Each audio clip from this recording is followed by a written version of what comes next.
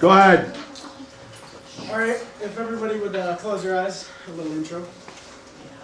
All right, imagine it's Sunday night after maybe a Maple Syrup Festival weekend, and you have a ton of homework that you didn't even touch all weekend because you were way too busy. And you're just dying because you're so tired. What's going to keep you awake? Caffeine?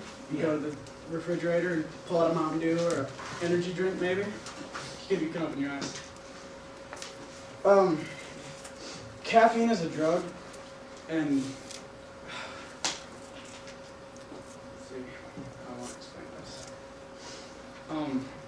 How much caffeine would you say that, Steve, you drink in a day? None.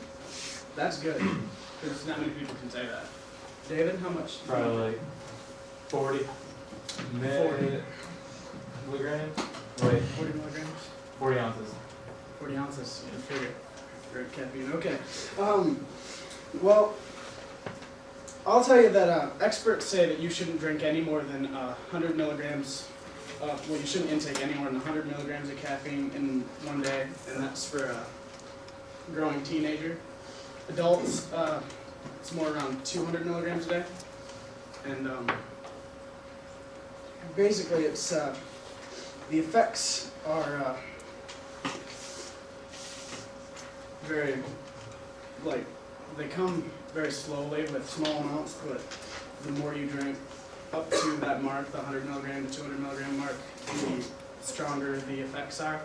And some of those effects are like anxiety, panic attacks, or confusion, dizziness, vomiting, nausea, diarrhea, insomnia. And you wouldn't think that just caffeine can do that to you, but it can. And scientists are actually talking about putting a warning label on products that contain certain amounts of caffeine, very similar to the warnings that are found on cigarette packages and alcohol containers, stuff like that, because some of the side effects are so harmful to your body.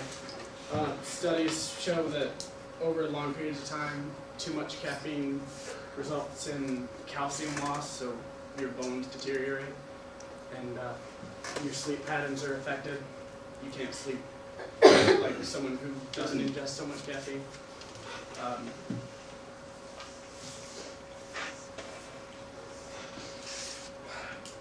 All you need to be physically dependent on caffeine is to ingest 100 milligrams of it a day.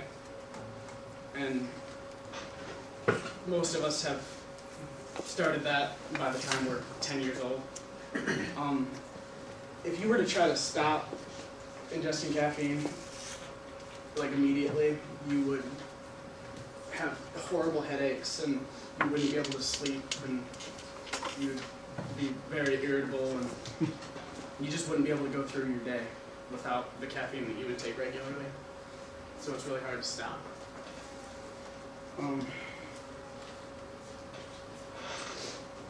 The only thing to do really is to cut back, and the only way to do that is to do it really slowly. If you ingest anywhere over 200 milligrams of caffeine a day, then you need to basically stop with that, because that. Trying to tell me I have a problem? Yes, Okay. very bad problem. What do I feel about that?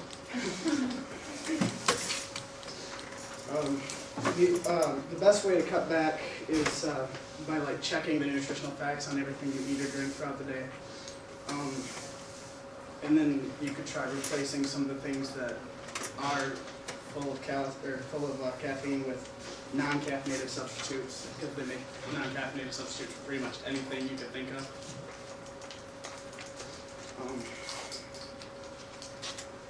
That's really all. Yeah. Let me ask you something. What is that 5-hour little bottle thing? You've seen that yet? Yeah, that's. I don't think that has as much caffeine in it as it has. It has none. Yeah, it has. I think like B vitamins and stuff. Have you ever tried it? I've tried it. You Didn't do anything. is meaningful at all. No? No. Because they're expensive. Anybody else questions? Questions? Cool. Well done, Dick. Well done.